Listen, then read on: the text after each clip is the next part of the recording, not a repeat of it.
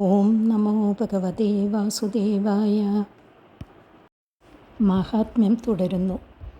ദേവാമൃതത്തിനും കഥാമൃതത്തിനും തമ്മിൽ വലിയ അന്തരമുണ്ടെന്ന് നേരത്തെ പറഞ്ഞല്ലോ.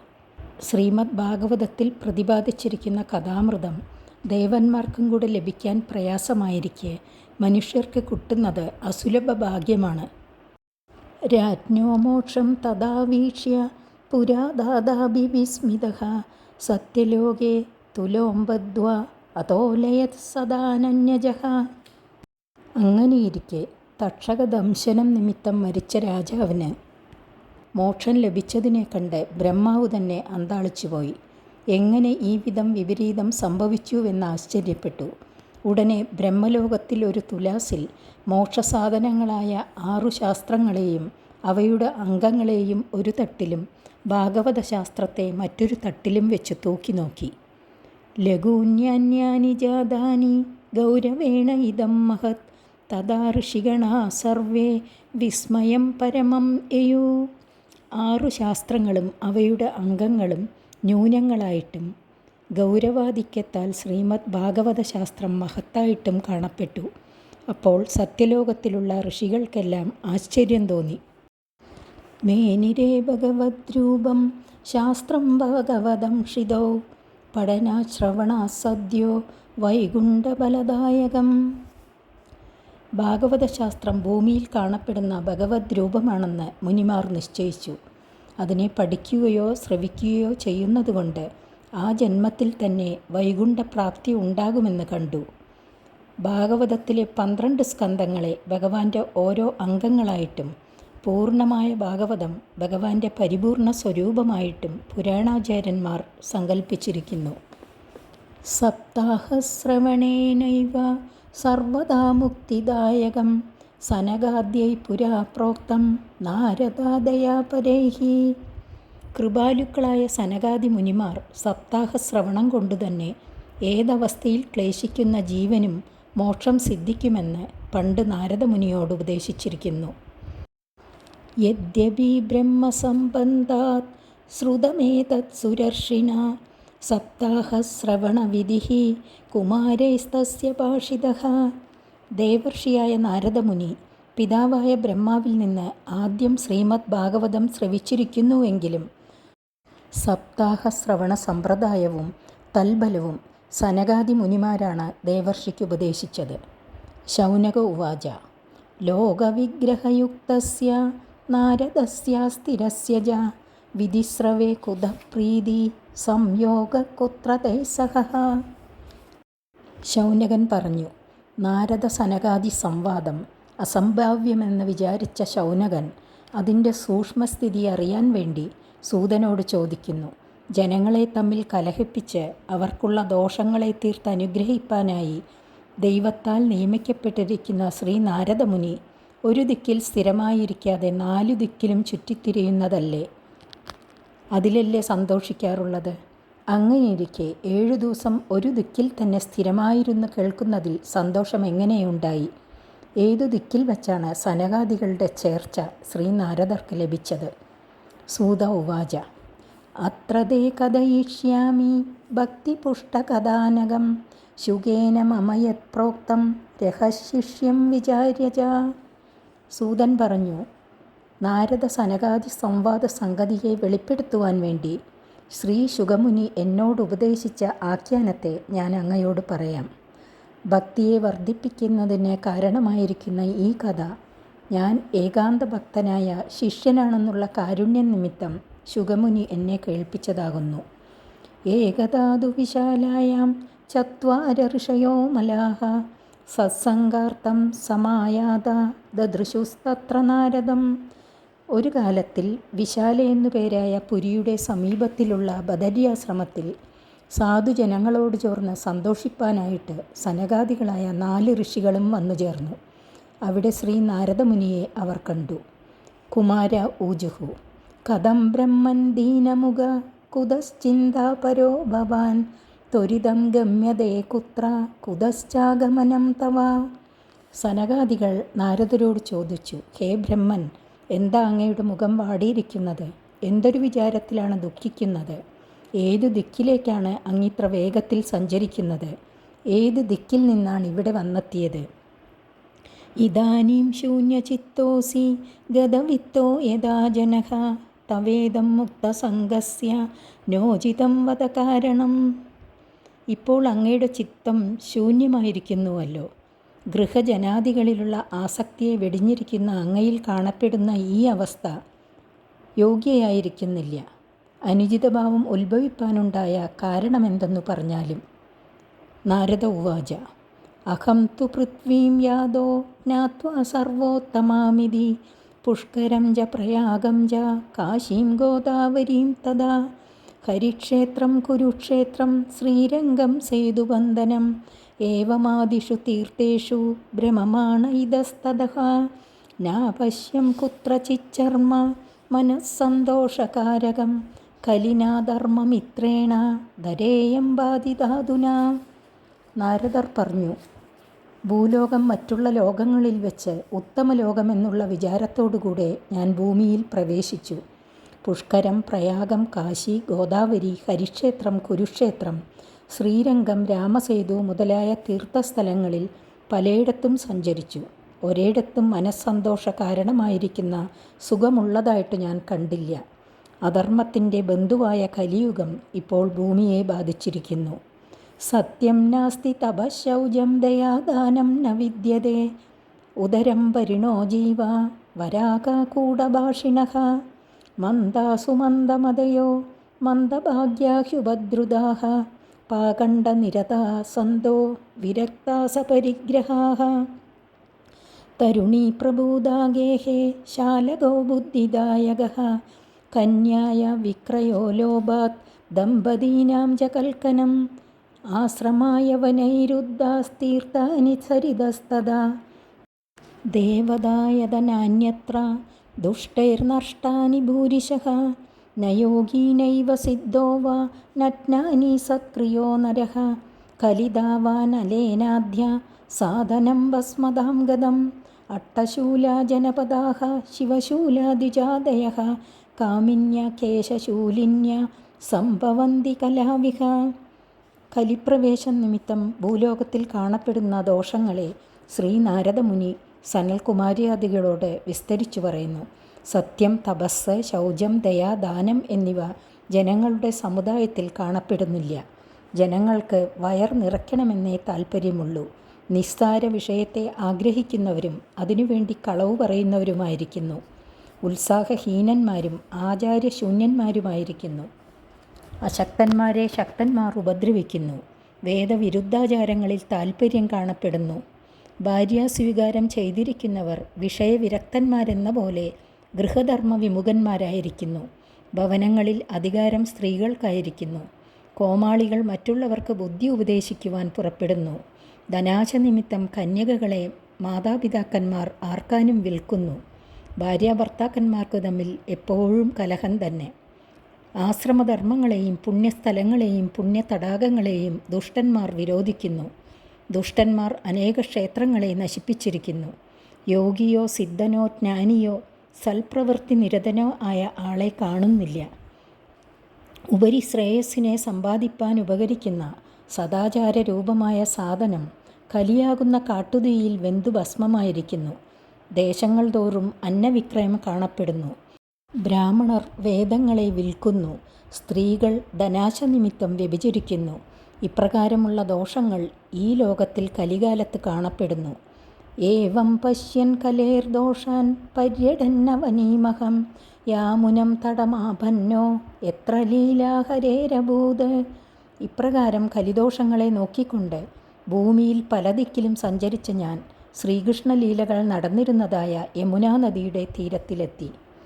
തത്രാശ്ചര്യം മയാ ദൃഷ്ടം ശ്രൂയതാം തന്മുനീശ്വരാഃ ഏകാദു തരുണീ തത്ര നിഷണ്ണ ഖിന്നമാനസാ ദ്യൗ വൃദ്ധൗ പതിതൗ പാർശ്വേ നിശ്വസന്താവചേതനൗ ശുശ്രൂഷന്തി പ്രബോധന്തി രുദന്തി ച തയോ പുരഃ ദശദിക്ഷു നിരീക്ഷന്തി രക്ഷിതാരം നിജം വപുഃ വീജ്യമാനാ ശതസ്ത്രീഭിർ ബോധ്യമാനാ മുഹുർമുഹുഃ ദൃഷ്ട്വാ ദൂരാത് ഗതഃ സോഹം കൗതുകേന തദന്തികം മാം ദൃഷ്ട്വാ ചോത്തിതാ ബാല വിഹ്വലാ ചാബ്രവീദ്യജഃ.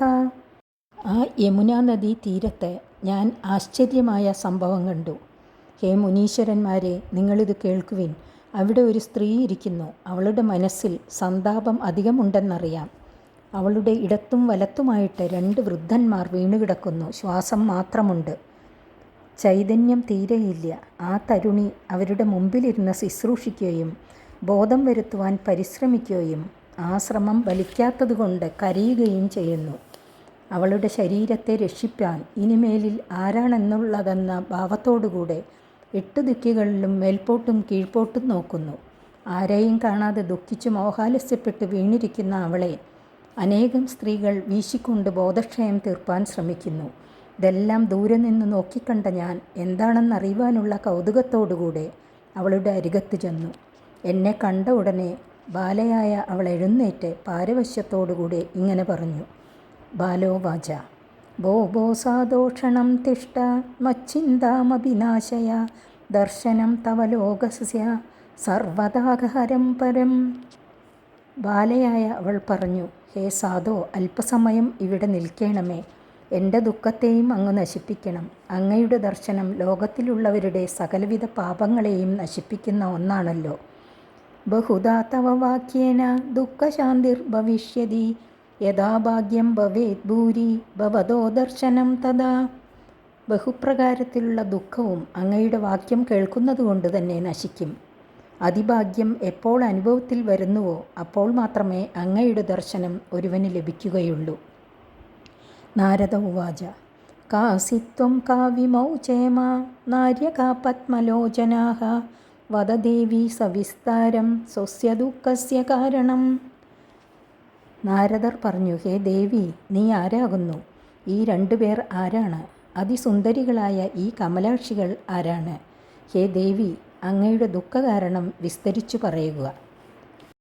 ബാലോവാച അഹം ഭക്തിരിധിക്യാത ഇമൗ മേ തനയോ മദോ ജ്ഞാനവൈരാഗ്യനാമാനോ കാലയോഗേന ജർജരോ ഗംഗാദ്യാ സരിതശ്ചേമ മത്സേവാർത്തം സമാഗതാഃ തദാഭിനമശ്രേയ സേവിതായാസുരൈരഭി.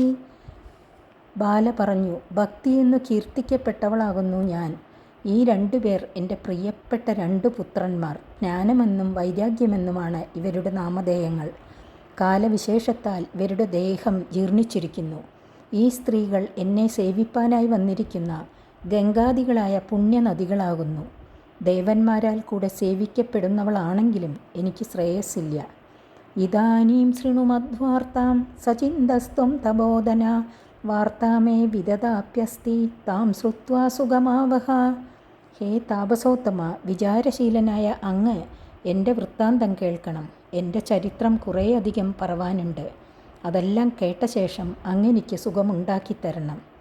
ഉത്പന്ന ദ്രവിഡേ ചാഹം വൃദ്ധിം കർണാടകേ ഗത ക്വചിൻ മഹാരാഷ്ട്രേ ഗുർജരേ ജീർണതാം ഗത തത്ര ഘോരകലേര്യോഗ്യാത് പാകണ്ഡൈഗണ്ഡിതാംഗക ദുർബലാഹം ചിരം യാത പുത്രാഭ്യം സഹമന്ദതാം വൃന്ദാവനം പുനം പ്രാപ്യ നവീനേവ സുരൂപിണി ജാതാഹം യുവതി സമ്യക് പ്രേഷ്ടരൂപാതു സാമ്പ്രതം. കർണാടക രാജ്യത്തിൽ വളർന്നു. മഹാരാഷ്ട്രത്തിൽ ചിലയിടങ്ങളിലും പുഷ്ടി എനിക്കുണ്ടായി. ഗുർജര രാജ്യത്തിൽ ജീർണയായി. അവിടെ ഭയങ്കരനായ കലി ബാധിച്ചതിനാൽ വേദത്തിൽ വിശ്വാസമില്ലാത്തവരായ പാകണ്ഡന്മാർ എൻ്റെ അവയവങ്ങളെ മുറിപ്പെടുത്തി. ദുർബലയായ ഞാനും എൻ്റെ 2 പുത്രന്മാരും അധികകാലം അശക്തന്മാരായിരുന്നു. പിന്നെ വൃന്ദാവനത്തിൽ ഞാൻ പ്രവേശിച്ചു. അപ്പോൾ പുതിയ ദേഹം ലഭിച്ചതുപോലെ അവയവങ്ങൾക്ക് സൗന്ദര്യമുണ്ടായി. ഞാൻ നല്ലൊരു യുവതിയായി തീർന്നു.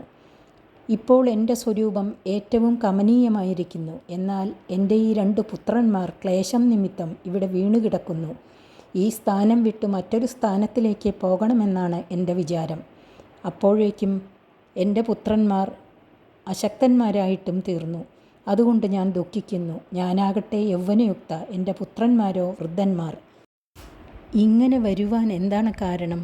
വാസ്തവത്തിൽ ഞങ്ങൾ 3 പേരും ഭിന്ന ശരീരന്മാരല്ല, ഒരേ സ്വരൂപം തന്നെയാണ്. 3 വേഷത്തിലിരിക്കുന്നു എന്നേയുള്ളൂ. അമ്മ വൃദ്ധയും മക്കൾ യുവാക്കന്മാരുമാണെന്നു വന്നാൽ യുക്തിഭംഗമില്ല.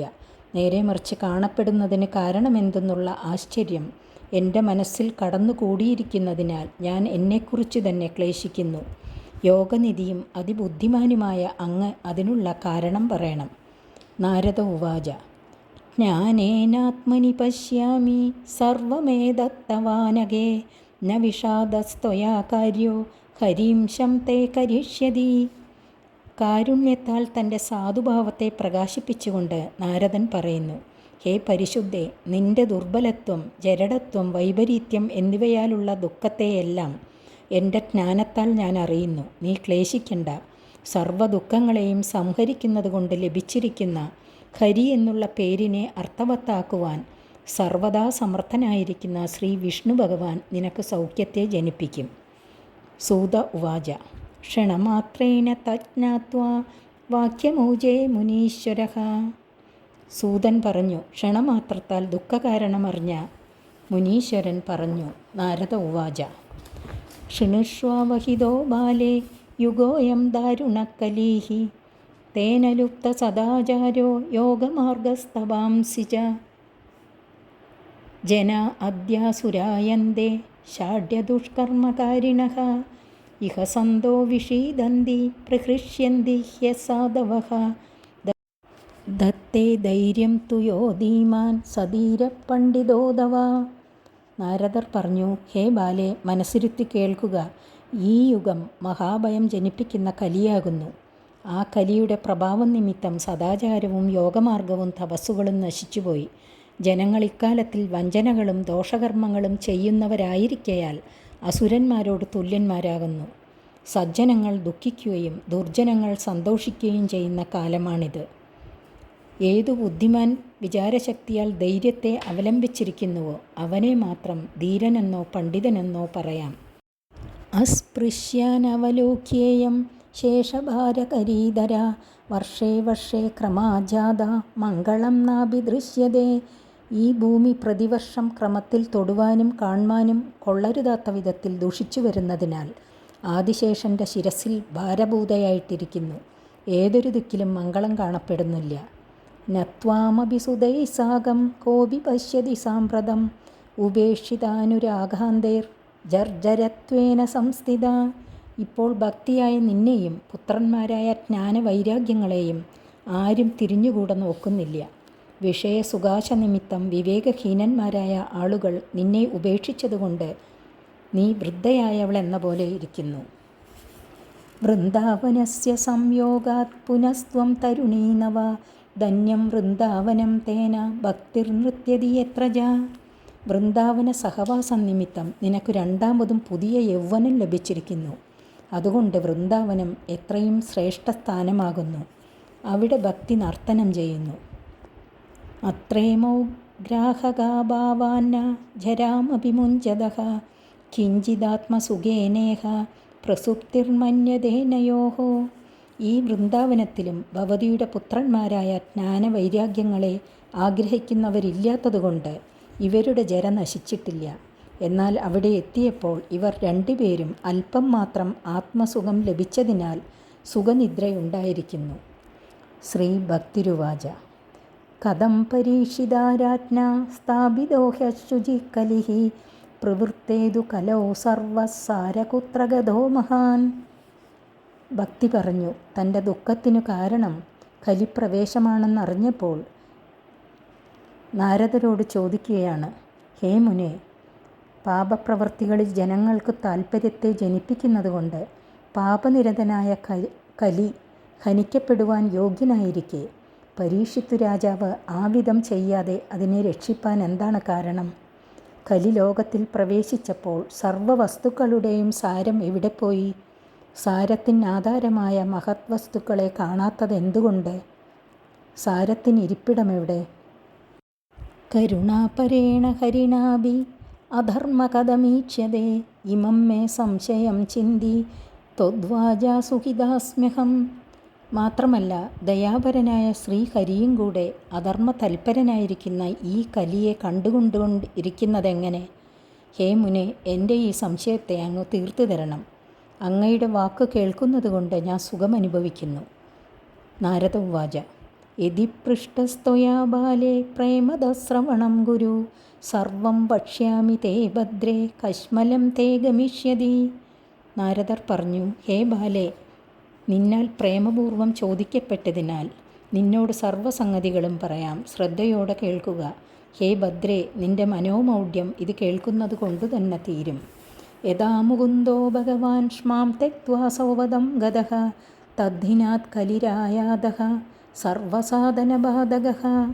സർവൈശ്വര്യ പരിപൂർണനായ ഭഗവാൻ ശ്രീ മുകുന്ദൻ തൻ്റെ അവതാര വിഗ്രഹത്തെ ഈ ഭൂമിയിൽ നിന്നും പിൻവലിച്ചിട്ട് സ്വസ്ഥാനത്തെ ഏതു ദിവസം പ്രാപിച്ചുവോ അന്നു മുതൽക്ക് ശ്രേയസാധനങ്ങളെ എല്ലാം നശിപ്പിക്കുന്ന ദുസ്വഭാവത്തോടുകൂടിയ കലി ഈ ലോകത്തിൽ പ്രവേശിച്ചു. ദൃഷ്ടോ ദിഗ്വിജയേ രാജ്ഞ ദീനവച്ചരണം ഗതഃ നമയാ മാരണീയോയം സാരംഗൈവ സാരഭുക്.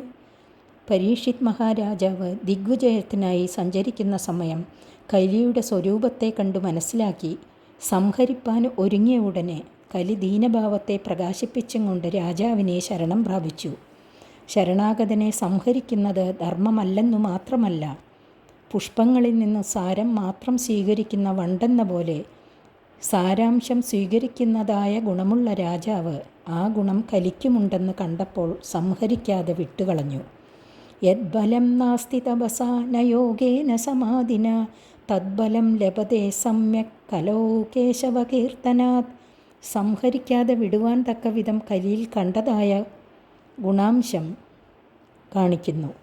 തപസ്, യോഗം, സമാധി എന്നിവ കൊണ്ട് ലഭിക്കാത്തതായ പരമബലം കലിയിൽ ശ്രീ ഹരിനാമ സങ്കീർത്തനം കൊണ്ട് ജനങ്ങൾക്ക് ലഭിക്കും. തപസ് മുതലായത് സാധിപ്പാൻ അതിക്ലേശം അനുഭവിക്കണം. നാമസങ്കീർത്തനമോ സുകരം. എളുപ്പവഴിയിൽ കൂടെ ഉത്കൃഷ്ട പുരുഷാർത്ഥത്തെ കലിയിൽ സാധിക്കാമെന്നാണ് രാജാവ് കണ്ടതായ ഗുണവിശേഷം. ഏകാകാരം കലീം ദൃഷ്ട്വാ സാരവത്സാരനീരസം വിഷ്ണുരാധ സ്ഥാപിതവാൻ കലിജാനാം സുഖായജ. അതികഷ്ടം കൂടാതെ പരമബലത്തെ പ്രദാനം ചെയ്യുകയെന്ന ഏക ഗുണം കലിക്കുള്ളതുകൊണ്ട് സാരമേറിയ മറ്റു വസ്തുക്കളെയെല്ലാം കലിയെ അപേക്ഷിച്ച് സാരം കുറഞ്ഞവ തന്നെയാണ്. സാരഗ്രാഹികളിൽ വെച്ച് ശ്രേഷ്ഠനായ പരീക്ഷിത് മഹാരാജാവ് മനസ്സിലാക്കി. കലിയുഗത്തിൽ ജനിക്കുന്നവരുടെ ഗുണത്തെ ലക്ഷ്യമാക്കിയിട്ട് രാജാവ് കലിയെ സംഹരിക്കാതെ നിലയ്ക്കു നിർത്തി. കുകർമാചരണാസാര സർവതോ നിർഗതോധുന പദാർത്ഥ സംസ്ഥിതാ ഭൂമൗ ബീജഹീനാസ്തുഷായത. കുൽസിത കർമ്മങ്ങളുടെ അനുഷ്ഠാന നിമിത്തം സർവത്തിൽ നിന്നും സാരാംശം പോയിരിക്കുന്നു. സാരാംശം ബോധിപ്പിക്കുന്നതായ കഥാദികളെല്ലാം ഇപ്പോൾ സാരാംശമായ മണികളില്ലാതെയിരിക്കുന്ന ഉമികളെന്ന പോലെ നിസ്സാരങ്ങളായി തീർന്നിരിക്കുന്നു. വിപ്രൈർഭാഗവതീ വാർത്ത ഗേഹേ ഗേഹേ ജനേ ജനേ കാരിത കണലോഭേന കഥാസാരസ്തദോഗതഃ. കുൽസിത കർമാചരണത്താൽ സർവപ്രവൃത്തികളും സാരവിഹീനങ്ങളായിരിക്കുന്നുവെന്ന് നേരത്തെ പറഞ്ഞല്ലോ. ബ്രാഹ്മണർ അല്പലാഭത്തെ ആഗ്രഹിച്ചുകൊണ്ട് വീടുകൾ തോറും പ്രവേശിച്ച് ഓരോരുത്തർക്കും ഭാഗവതം കേൾപ്പിക്കുന്നു. കേൾക്കണമെന്ന ആഗ്രഹത്താൽ കേൾക്കുകയല്ല, ബ്രാഹ്മണരുടെ നിർബന്ധത്താൽ കേൾക്കുകയാകുന്നു. കേൾപ്പിക്കണമെന്ന താൽപ്പര്യത്താൽ കേൾപ്പിക്കുകയല്ല, അല്പം മാത്രം ധനം കിട്ടണമെന്നുള്ള മോഹത്താൽ കേൾപ്പിക്കുകയാകുന്നു. അതുകൊണ്ട് കേൾക്കുന്നവർക്കും കേൾപ്പിക്കുന്നവർക്കും ഭഗവത് കഥാശ്രവണ കീർത്തനഫലം ലഭിക്കുന്നില്ല. അതിനാൽ കഥാസാരം നിഷ്ഫലമായി. അത്യുഗ്രഭൂരി കർമാണോ നാസ്തികാരൗരവാജനാഃ തേബി തിഷ്ടന്തി തീർത്ഥേഷു തീർത്ഥസാരസ്തദോഗതഃ. രൗരവമെന്നു പേരായ നരകത്തിൽ നിന്ന് ഭൂലോകത്തിൽ ആഗമിച്ചിരിക്കുന്നവരും അത്യുഗ്രങ്ങളായ അനേക കർമ്മങ്ങളെ നടത്തുന്നവരുമായ നാസ്തികന്മാർ തീർത്ഥങ്ങളിൽ വസിക്കുന്നതുകൊണ്ട് തീർത്ഥങ്ങളുടെ ശക്തിയും നശിച്ചിരിക്കുന്നു. കാമക്രോധമഹാലോഭ തൃഷ്ണ വ്യാകുലചേതസഃ തേബി തിഷ്ടന്തി തപസി തപസ്സാരസ്തദോഗതഃ. കാമം, ക്രോധം, അധികരിച്ച ലോഭം, അത്യാഗ്രഹം എന്നീ വൃത്തികൾ നിറഞ്ഞിരിക്കുന്ന മനസ്സോടുകൂടിയവരും തപസ്സു ചെയ്യുന്നതുകൊണ്ട് തപശക്തിയും നശിച്ചു. മനസശ്ചാജയാ ലോഭാദംഭാത് പാകണ്ഡ സംശ്രയാത് ശാസ്ത്രാനഭ്യസനാച്ചൈവ ധ്യാനയോഗബലം ഗതം. മനസ്സിനെ അടക്കാൻ കഴിയാത്തതുകൊണ്ടും ലോഭം, ദമ്പം മതദേശികളുടെ സമാശ്രയം, ശാസ്ത്രാഭ്യാസമില്ലായ്മ എന്നീ ദോഷങ്ങൾ കൊണ്ടും ധ്യാനയോഗത്തിൻ്റെ ബലവുമില്ലാതെയായി. പണ്ഡിതാസ്തു കളത്രേണ രമന്തേ മഹിഷാ ഇവ പുത്രസ്യോത്പാദനേ ദക്ഷ അദക്ഷാമുക്തിസാധനേ. പണ്ഡിതന്മാരാകട്ടെ പോത്തുകളെന്നുപോലെ വിധി നിഷേധ കാലങ്ങളെ ഗണിക്കാതെ ഭാര്യ സംയോഗം കൊണ്ട് രമിക്കുന്നു. അവർക്ക് പുത്രോത്പാദനത്തിൽ മാത്രമേ സാമർഥ്യമുള്ളൂ, സമ്പാദിക്കുന്നതിൽ അസമർത്ഥന്മാരായിരിക്കുന്നു. നഹി വൈഷ്ണവതാ കുത്ര സമ്പ്രദായ പുരസ്സര ഏവം പ്രളയതാം പ്രാപ്തോ വസ്തുസാരസ്ഥലേ സ്ഥലേ. സമ്പ്രദായത്തെ അനുസരിച്ചിട്ടുള്ള വൈഷ്ണവധർമ്മം യാതൊരു ദിക്കിലും കാണുന്നില്ല. ഇപ്രകാരം എല്ലാ സ്ഥലത്തിലും വസ്തുസാരം നശിച്ചിരിക്കുന്നു. അയം തൂ യുഗധർമ്മോ ഹി വർത്തതേ കസ്യ ദൂഷണം അധസ്തു പുണ്ടരീകാക്ഷ സഹതേ നികടേ സ്ഥിതഃ. ഈ വിധം കാണപ്പെടുന്നത് യുഗധർമ്മമാകുന്നു. ദോഷം ആർക്കുമില്ല. എന്തുകൊണ്ടെന്നാൽ കാലസ്വഭാവമായി തീർന്നിരിക്കുന്നു. അതുകൊണ്ട് എല്ലാവരിലും വസിക്കുന്ന ശ്രീഹരി ആ ദോഷങ്ങളെ സഹിക്കുന്നു. സൂത ഉവാച ഇതി തദ്വചനം ശ്രുത്വാ വിസ്മയം പരമം ഗദാ ഭക്തിരൂജേ വചോ ഭൂയ ശ്രൂയതാം തച്ച ശൗനക. സൂതൻ പറഞ്ഞു, ഇപ്രകാരം നാരദൻ പറഞ്ഞ വചനം കേട്ടിട്ട് പരമവിസ്മിതയായ ഭക്തി പിന്നെയും പറഞ്ഞതിനെ ഹേ ശൗനക കേൾക്കുക. ഭക്തിരുവാച സുരർഷേ ത്വം ജധന്യോസി മദ്ഭാഗ്യേന സമാഗതഃ സാധൂനാം ദർശനം ലോകേ സർവസിദ്ധികരം പരം. ഭക്തി പറഞ്ഞു, ഹേ ദേവർഷേ, അങ്ങ് ധന്യനാകുന്നു. എൻ്റെ ഭാഗ്യത്താൽ അങ്ങിവിടെ വന്നു ചേരുവാനിടയായി. ലോകത്തിൽ സാധുക്കളുടെ സന്ദർശനം തന്നെ സർവസിദ്ധിയെ നൽകുന്നതിന് സമർത്ഥമാകുന്നു. ജയതി ജയതി മായാം യസ്യ കായാദവസ്തേ വചനരചനമേകം കേവലം ചാകലയ്യ ധ്രുവപദമതിയാദോ യത്കൃപാദോ ധ്രുവോയം സകലകുശലപാത്രം ബ്രഹ്മപുത്രം നതാസ്മി. കയാതുവിൻ്റെ പുത്രനായ പ്രഹ്ലാദൻ അങ്ങയുടെ നാരായണ നാമമന്ത്രോപദേശരൂപമായ വചനത്തെ മാത്രം നിരന്തരം നിരൂപണം ചെയ്തതിനാൽ ജഗത്തിൽ മറ്റാർക്കും ജയിപ്പാൻ കഴിയാത്തതായ മായയെ ഞാനെന്നും എൻ്റേതെന്നുമുള്ള ഭാവത്തെ ജയിച്ചുവോ? ആരുടെ കാരുണ്യകടാക്ഷത്താൽ ഉത്താനപാദപുത്രനായ ധ്രുവനെന്ന രാജകുമാരൻ വൈകുണ്ഠദ്വാരമായ ധ്രുവസ്ഥാനത്തെ പ്രാപിച്ചുവോ? സകല മംഗളകർമ്മങ്ങളുടെയും അധിവാസസ്ഥാനഭൂതനായ ആ ബ്രഹ്മപുത്രനായ അങ്ങയെ ഞാൻ നമസ്കരിക്കുന്നു. ബാക്കി അടുത്ത ദിവസം. ഹരി ഓം.